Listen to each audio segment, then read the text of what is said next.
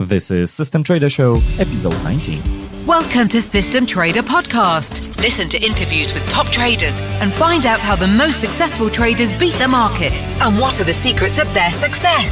This is System Trader Podcast with your host, Jack Lempart. Almost 2 years ago, I hosted Gary Antonacci, who specializes in investing using Momentum Anomalies, and that episode was very popular among listeners. Partly due to the fact that such investment model can be straightforward, and in a way, because it is also not very time-consuming. Which, for the sake of clarity, doesn't mean that the investment process itself is mentally simple. Today I'm pleased to host Gary again, but we are talking about an approach to investing that is at the opposite extreme of the Momentum Anomaly. While Momentum takes advantage of long-term trends, today Gary will tell us how to take advantage of short-term counter-trend market anomalies in a situation where the market is extremely overbought or oversold. If you are interested in investing in which decisions are based on data, numbers, and verifiable results, please visit systemtrader.show/st, where you can check my proprietary software. With its help, you can build and test an investment strategy for up to 100 years and easily apply it to the market. Give it a try. And now, let's start the show with Gary. Hello, Gary. Please introduce yourself, especially in the context of your investing experience. I'm Gary Antonacci. I've been an investment professional since 1974, and I've had a lot of experience in different areas. Right now, I specialize in system-based trading using momentum and some mean reversion principles as well. All right. Yes. So almost 2 years ago, you were on my podcast and we were talking about momentum approach and dual momentum approach. And that episode was very popular among listeners. So as you mentioned, you started investing in the 70s. And how your approach to investing was evolving over the years? Well, I actually started in college a little before that, and I was basically using other information that I came to respect. And after finishing college, I was hired by Merrill Lynch to be an account representative. And basically, brokers are salespeople more than anything. I would use the Merrill Lynch research and then come off with some strategies of my own that I thought might add some value to it. I have always had kind of a contrary approach to things. So back in the 70s, I focused on gold stocks and stock options, which were generally ignored by people. And after a few years with Merrill Lynch and then Smith Barney, I decided I wanted to really learn more about the market. So I went and got an MBA degree from Harvard, started managing money on the side with a stock option strategy I developed. And that evolved into a hedge fund and working with market makers on all of the option exchange floors. After the option market became more efficient, I gravitated towards commodity futures and operated hedge funds and was a commodity pool operator, working with some of the best traders in the world like Paul Tudor Jones, Louis Bacon, John Henry. I did very well and was able to semi-retire after that and got back to looking for unusual investment approaches to manage my own money. And in 2011 or so, I stumbled across Momentum, which was familiar to me because I tried to read up everything I could on all aspects of investing and was familiar with relative strength. So I read all the academic work on momentum and saw that there was something there, but that it might be exploited better than was being done in the marketplace. So I did my own research and came up with some research papers. And what I realized is that momentum is a very strong anomaly.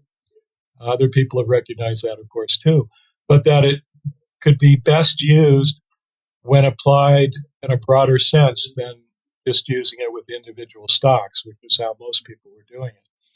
So my first research paper actually looked at momentum applied to investment styles, sectors, individual stocks, and geographic diversification areas of the world.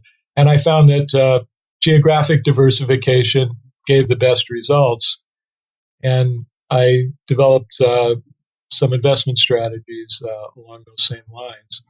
Later on, there was some more rigorous research done by Geksky and Samanov, where they looked at momentum applied to lots of different things, stocks, bonds, commodities, currencies, geographically diversified stock indices, and they came to the same conclusion. Momentum is best used when it's applied in a broader sense, particularly to geographically diversified stock indices. All right. You mentioned that the market were not that efficient in the 70s when you started. So do you mean that now, today, it's harder to invest on the market? Well, it depends what market you're talking about. Back in the 70s, the options market was not that efficient, and speculative commodities as well, because you had a lot of hedgers and not that many speculators. Now that's changed.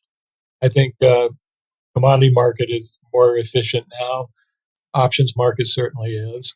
Stocks have always been pretty efficient. I don't think they're perfectly efficient, which is what caused me to decline going to University of Chicago. I was accepted into their PhD program in finance, but I thought I wouldn't fit in very well there because I came to understand that the markets are not perfectly efficient, but they are generally efficient. Right. But even Gene Fama says now that indeed momentum exists and it's the premier anomaly. But before we will go into the momentum and the mean reversion and the topic of today's discussion, I wanted to ask you, is there a difference between investing and trading? Because sometimes we hear about investing and trading, and is there any difference? Is there any border between these two words, or it's the same thing? Well, investing, you make money, and trading, you lose money. I'm just kidding. Actually, trading is a subset of investing. It happens to be shorter term, but there really should be no difference. Right, because typically people want to be investors, but trading sometimes has, some negative meaning that, as if traders are mostly losing money. And if you want to make money, you have to be, an investor. And people are here mentioning, for example, Warren Buffett. But okay, I understand that it's more about words. But then how do you invest your money today after all these years of experience? Because you said that initially in the 70s and in the 80s, you did quite well. So basically, if I understand correctly, you are financially free at very early stage when you were young, pretty young. And after all these years, how do you invest your own money today? That's an excellent question. I think everyone involved in the financial market should disclose how they invest. I think that's very useful information. So I have about 8% of my net worth in Bitcoin.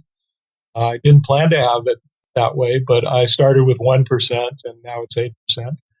I have about 10% in my dual momentum fixed income model, which is allocated to the bond markets. Most people don't realize that momentum works very well when applied to fixed income as well as to equity indices.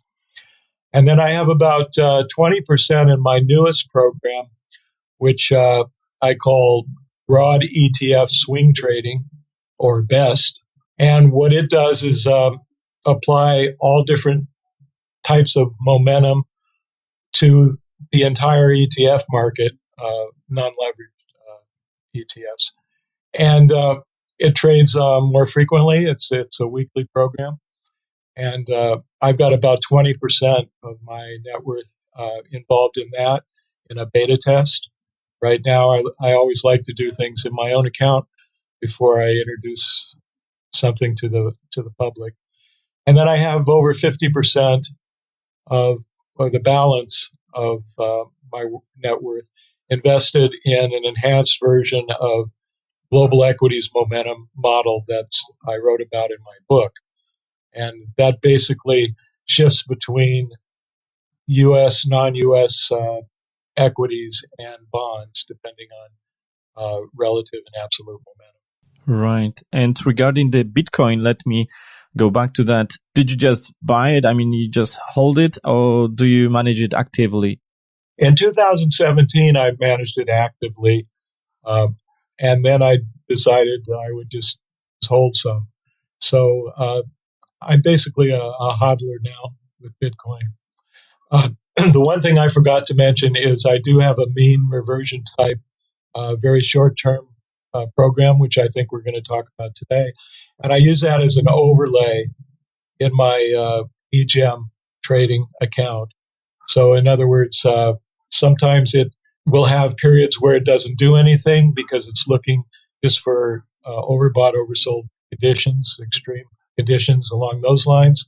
So rather than be uninvested, I just use it in my EGM account.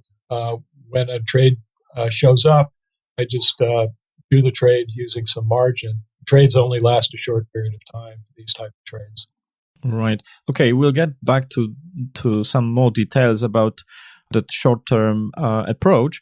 But let me ask you the last question about your own investing. How much time then you have to spend to manage your account? Because you actually are running a multiple different strategies. So does it require you to spend hours every day, or it's maybe somehow automated? How it looks? It's all pretty much automated. Bitcoin, I don't have to do anything. The fixed income and EGM models, once a month, I do my rebalancing. So I just follow what the model tells me to do. The shorter term momentum strategy, the best model, it trades once a week. So on the weekend, it tells me what my position should be on Monday morning. And then on the snapback or overbought, oversold short-term trades, I get a signal after the markets close that I need to do a trade the next day around the open. So I really don't have to do much other than check the computer after the markets close each day and put in an order if I need to. And then once a week on the weekend or once a month at the end of the month, I follow the other models. Okay. Before we go into the details of today's discussion, could you please explain the momentum anomaly on which you were working for years, like you mentioned from 2011, what it is, why it works, and why it's interesting? Well, momentum is persistence in performance. So it means that something that has been doing well should continue to do well, and vice versa, as long as you're dealing in the proper time frame. So momentum typically works using lookbacks of 1 to 12 months, especially 3 to 12 months when you're dealing with stocks and bonds. And the reason it works is because of behavioral anomalies, and that's what makes it interesting to me anyway. And what you have initially is people don't react to information coming into the marketplace all at once. There's some inertia there, what's called anchoring.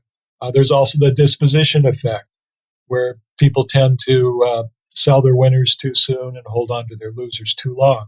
So all of this creates a headwind that keeps assets from reaching their, what you might call, true value right away. But eventually, they do reach their true value, and then you have herding taking over, where the markets can become overextended. That's what you might call the second stage of momentum, where markets tend to overreach. And then you have sometimes an overbought or oversold condition. And because I wanted to also deal with that, that's how and why I came up with the approach we're going to talk about more today. Yeah. And in the description I got from you about that latest program, I see the quote by Humphrey Neal from the book The Art of Contrary Thinking.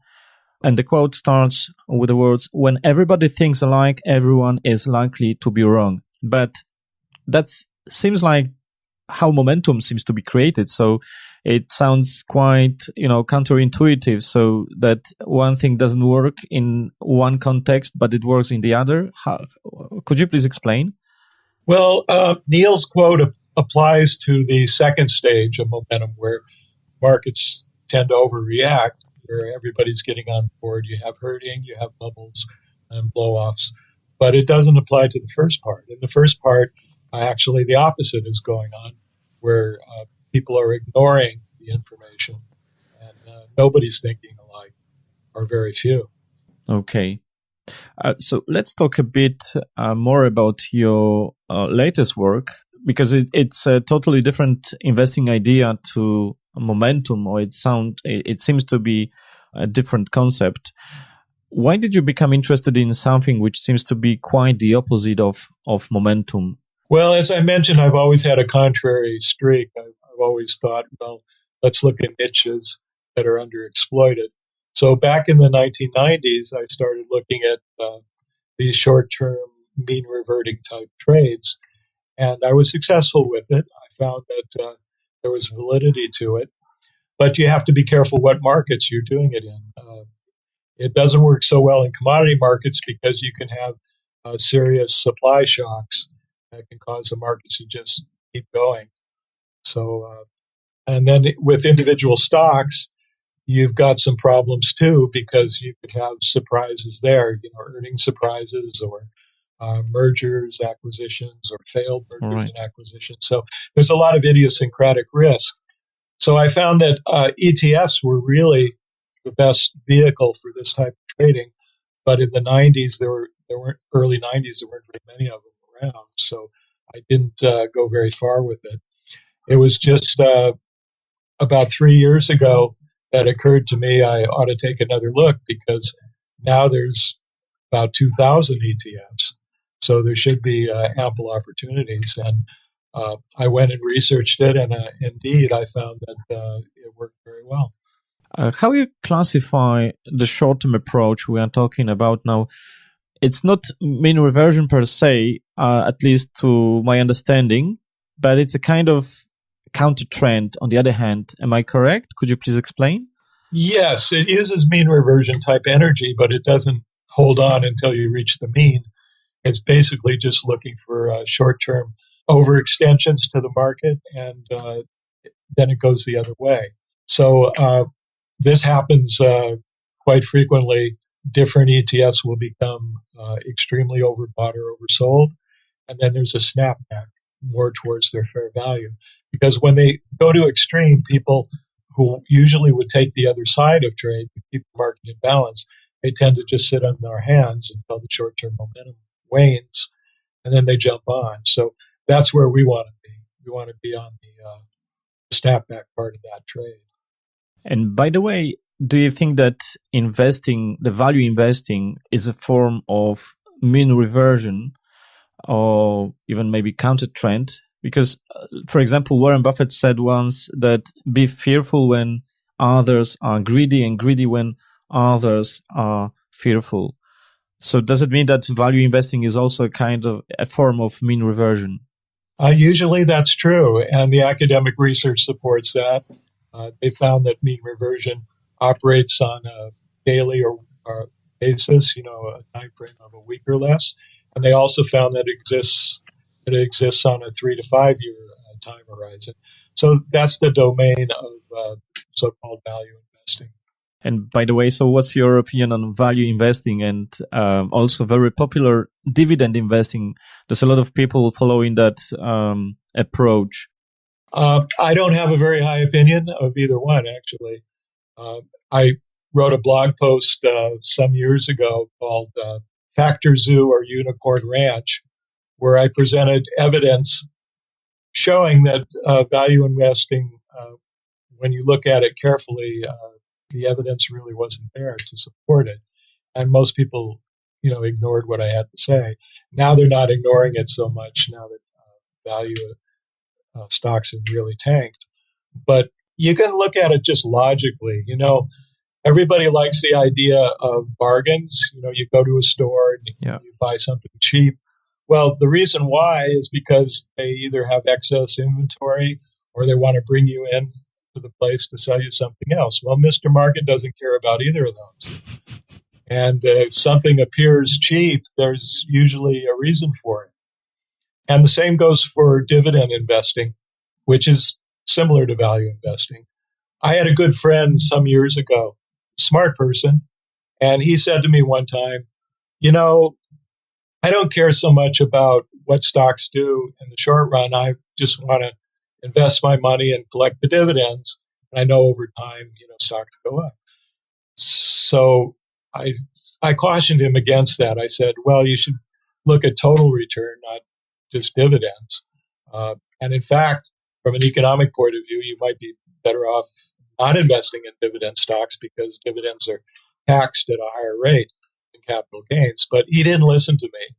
And he put most of his money into Tyco Labs, WorldCom, Citicorp, Washington Mutual, and his biggest investment was Enron. Right. Now, all of those companies except Citicorp went out of business. Right. Okay. Would you agree that good strategies are emotionally difficult, and that's why, paradoxically, this is why they still work? So, in other words, as I once heard Cliff Asner saying that poor Sharpe ratio is our good friend, because that means that such strategy is tough to follow, and probably this is why it may work. Would you agree with such statement? Yes, investing should be simple, but that doesn't mean it's easy. It can be very difficult to deal with one's emotions. You have what's called FOMO, fear of missing out, which causes people to be greedy. And then you have FUD, or fear, uncertainty, and doubt, which causes them to think something's going to go to zero. It's gone down. So that's why I like a systematic approach. You just have to follow the system, which is sometimes not easy to do. But so discipline is a problem. Yes, it is a problem. Whether you do it with discretion or whether you have a system, many people will abandon the system or make modifications based on short-term considerations, and usually that's to their detriment. Is there room for a discretionary approach in your portfolio? There can be on the short-term overreaction type modeling. I don't do it that way myself, but you can add a little more value to it if you want to do that. Let me explain that in more detail. I get a signal to, say, sell short tomorrow on the open. So I'll go in and do it. I'll just put in a market order on the open in my own account because I want my account to be in accordance with the track record that I've built up for back testing and real-time trading. I want it to continue the same way. But you could do a little better if you see what happens when the market opens, and then you want to use a little discretion there. So if you're going to sell short and the market is still going up 5 minutes after it opens, you might wait a half hour, an hour before you put on the trade. And conversely, if the market has started to retrace already, you'll want to do the trade right away. If you had to choose between, let's say, momentum and counter trend or some other strategies you're using, and you would have to choose only one, what would it be and why? Well, thankfully, I don't have to choose only one. But if I did, I would choose momentum because there are a lot of different ways to use momentum. And as I mentioned earlier, I have a number of different momentum models. I have one for fixed income. I have a global balance momentum, which is more conservative, looking at more different kinds of assets. And then I have a enhanced global equities momentum, and I have my new model, which looks at all the ETFs and is shorter term in nature and looks at multiple different ways of looking at momentum. So by combining these different momentum models together, I can come up with a portfolio that suits my risk profile very well. And I think other people could do the same. Okay, let's talk now about your latest program. You call it a Snapback Trading. So maybe let's start from the beginning. How did you come up with this model and why you call it Snapback? Well, I came up with it because I knew it worked. This approach works based on the work I did in the early 90s. And I wanted something that would be different from momentum. There are really two forces in the market. One is autocorrelation or persistence or momentum, and the other is the opposite, which is mean reversion or identifying overbought, oversold conditions. And they trade in very different time frames. Momentum is an intermediate term approach, and Snapback is a short-term one. I call it Snapback because that's what we're looking for. We're not looking for a long period of time for these trades to work. And is Snapback then negatively correlated to approach like global equities momentum, for example? It can be, and that's one of the advantages of it, because let's say the market's really strong and we're in long in our momentum models. Well, the Snapback trades will actually look for short-term retracements when the markets get ahead of itself. So it can serve as a hedge type approach to momentum. Not always that way, because sometimes it's going in the same direction. But it's nice when that does happen. It does give you some diversification value.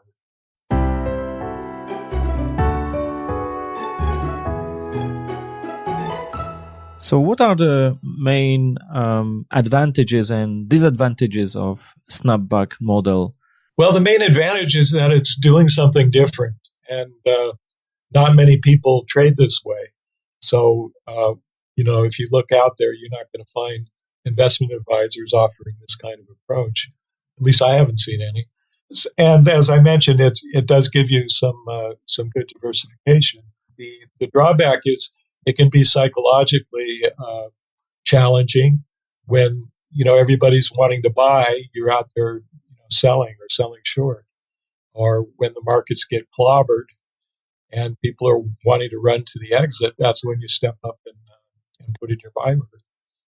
And what kind of real-time results have you had? And especially if you compare it to your momentum model, like global equities momentum, is there a big difference between these two approaches in terms of the results? Well, what's nice about this is you can control the results that you get depending on how aggressive you want to be. I do it conservatively. I might invest 20% of the account in a trade or a number of different positions in any one particular day. That's about the average that I'll invest. Now, if we have 2 or 3 consecutive days, that'll add up. But I'd say 80% of our trades are just one-day trades, and another 10% are, we have 2 days of these type of trades in a row.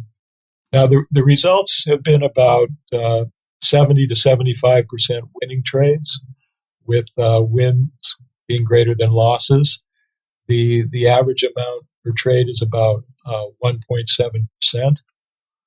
And there's about one trade a week on average, but we can go several weeks without any trades. And other times we might have 3 or 4 trades in a day, and then we split up our capital allocation among those, and then we might have 2 or 3 or occasionally even 4 days, consecutive days in which we put on trades. So the good thing I see already from Snapback is that from the investor's point of view, you can get almost instant gratification for what you're doing, because with the momentum, sometimes you have to wait even years to be rewarded, let's say. Whereas here, this winning percentage is very high, which is also good from the, let's say, behavioral point of view, because it's maybe helping to follow the strategy. Although, as you said, it's not easy. Could you please then explain in some more details how this approach works? Is it a counter-trend approach as such? And if you could maybe share with us some more details how this strategy works. Yes, I'm basically using multiple ways of looking at overbought, oversold, and I look for a confluence when I get several of these indicators coming together, then I take a position. And it's really when different ETFs become short-term overbought or oversold, then I'll take a position going the other way, and I'll get out with whatever profit the market has given me. When it's no longer overbought, oversold, I'll get out of the position, and I have a time-based stop as well. I should point out that because I had familiarity with this, after a few months of watching it, I started trading it in my own account. This was in March of 2 years ago. And my real-time performance has corresponded very closely to the backtest performance. And I've opened it up to a few of my private clients, and I've been providing them with signals from last year. And it'll be 2 years trading my own account with it, and the results have been consistent throughout this entire time. Okay. And do you think that the main reason why this approach works is because of the psychological aspects, behavioral biases we have as a human beings, and this is the reason why it works? Because from what you say, it doesn't sound like this approach is just a random set of rules which just appears to work on the past data, but there is something more behind, and the fact that this works again and again seems like there are some errors committed on the way constantly by the people. Am I right? Yes, you're right. I mean, let's take a trade from a few days ago. We shorted the ARK-F. I mean, who's going to want to go and short the ARK funds, except if you're crazy or you have something like what I have. So we got in one day and, got out the other with a small profit, because people who psychologically are not inclined to want to do this type of trading. Okay. You mentioned before that you are trading mostly only ETFs using that model. Because, as you said, stocks or commodities, they are not so good. There is some other kind of risk which is not existing on ETFs, which are following broader market.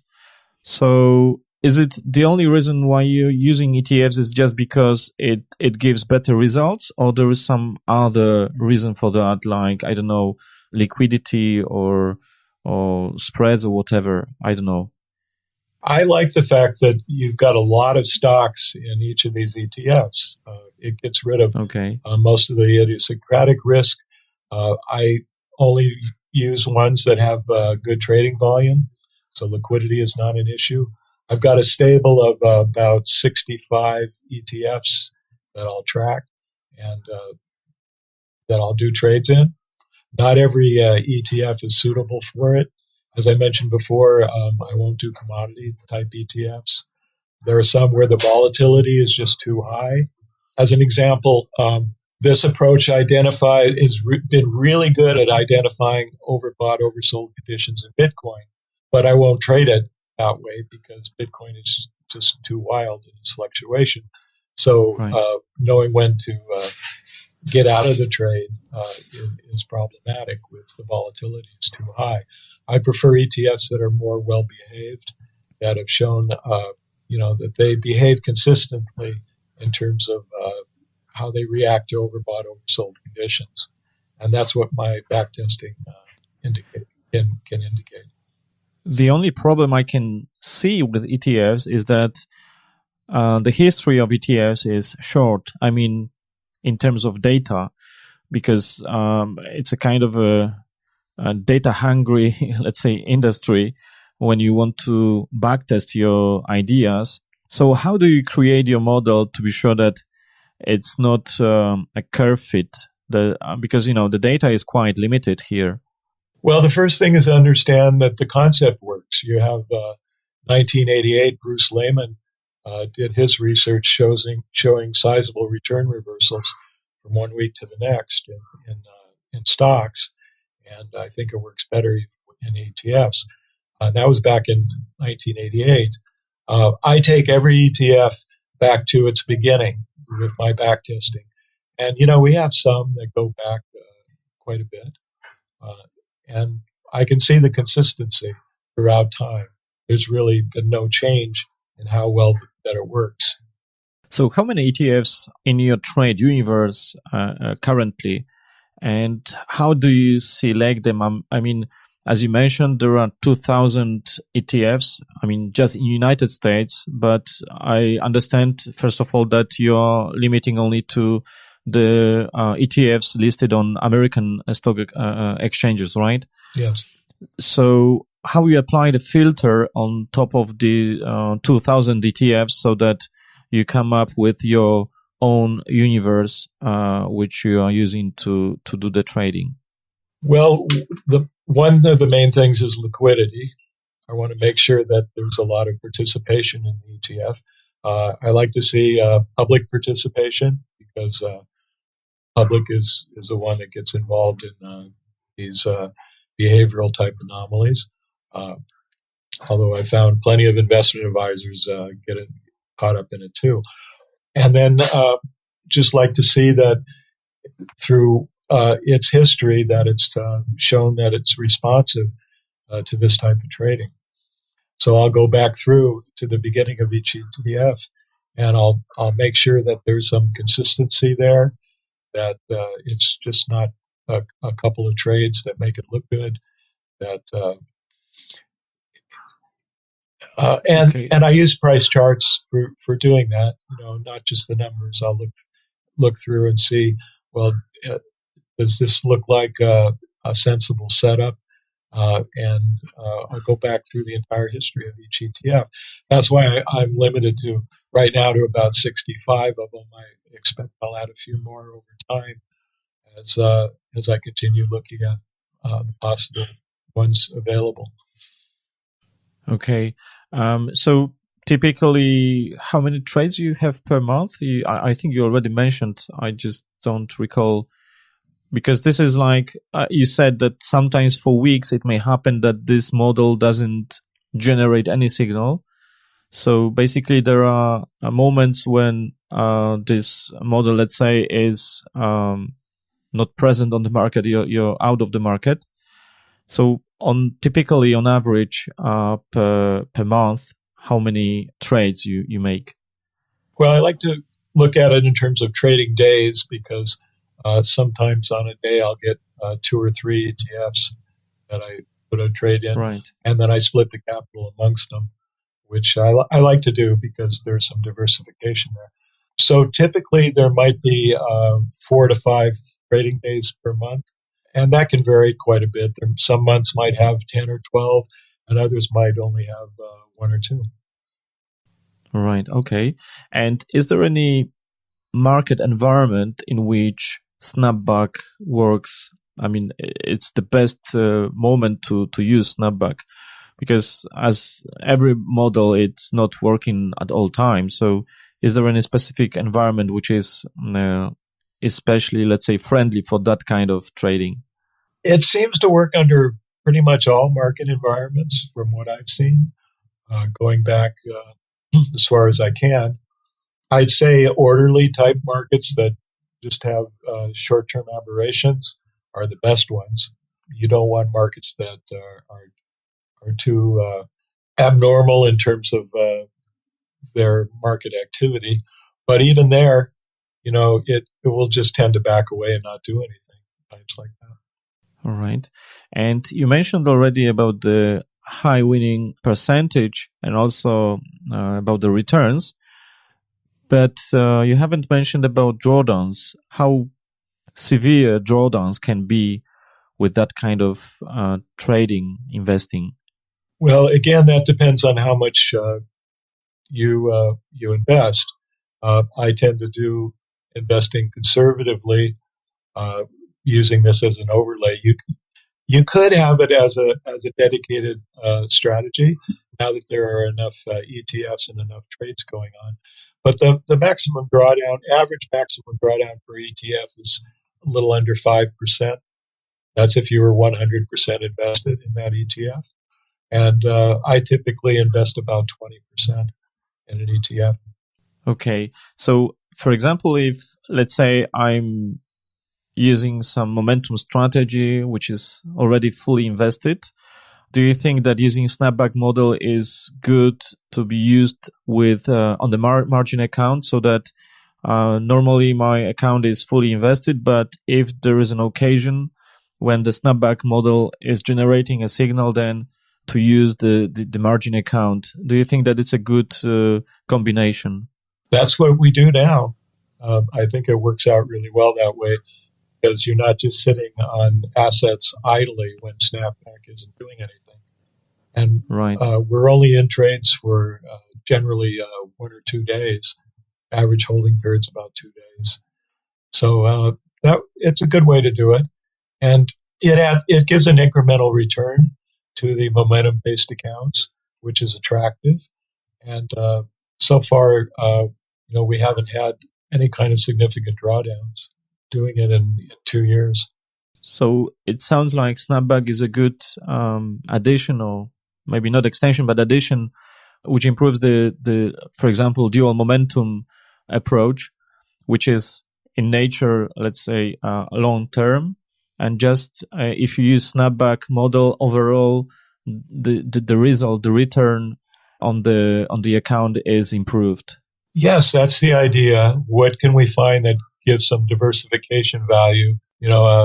A different approach that will boost our return and not increase our risk exposure very much, or even decrease it. And by the way, have you tried that on cryptocurrencies? Yes, I've tried it on Bitcoin, and the exits are great, but the tricky part is knowing when to get back in. So I don't use it myself that way, but I have a couple of private clients I give the information to who are Bitcoin traders, and what they do with it, I'm not sure, but they do value the information. Okay. And if I understood you correctly, you are also opening short positions, right? Yes, quite a few of them. Okay. So it may happen, for example, that at the same time you are having long position, let's say on S&P 500 following momentum, and at this very same time you have S&P 500 short following the snapback. Yes, S&P is not, well, we trade IVV with Snapback, but it could happen. More likely it won't be the S&P, it'll be something else that we're short. Okay. If anyone is interested in counter-trend investing style or in that particular strategy, Snapback strategy, what should they do? I mean, where to find the information? Because I understand that the model we were discussing now, this is proprietary model. It's not open, right? So if someone would be interested in that, where to find some more information? I have an information sheet on that goes into more detail. They can email me and get that. Right now, I'm including it in the licensing arrangements I have with some private clients who get my model signals, and I'm hoping to find an investment advisor who will manage accounts with this, and working on that right now, but I expect I'll have something lined up along those lines before too long. Do you think that it would be possible to build ETF on top of that strategy? I know that would be using other ETFs, but just to have a simple way to follow that strategy. So just to buy such ETF, which would just mimic the same logic which is behind Snapback. Would that make sense? Or it's not that good idea as would be, for example, with the GEM model? It could make sense, particularly from a tax point of view, because these are all short-term gains we have with Snapback. So maybe it would be great to have a single ETF which would implement GEM and also Snapback at the same time. So exactly the way you're doing, and just pack all this into a single ETF. That sounds like a good idea, at least to me. Sounds like a good one to me too. Right. Okay. And do you think that something can really be done here? I mean, Did you make any efforts to create such ETF?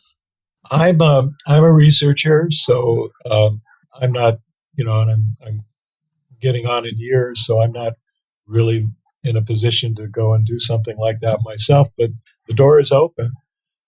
I'm always willing to work with someone who's interested in what I'm doing. Okay, so if everyone is listening up who has the ability to open the ETF, let's contact Gary. And by the way, Gary, because you were mentioning about the ETFs which are listed on in United States, but for example, some investors like me in Europe, okay, I have access to American ETFs, but most of the investors in Europe, they don't have access to American ETFs. So do you think that your approach would also work as well on European ETFs? It should. The issue there might be liquidity. I understand a lot of the European ones have limited liquidity.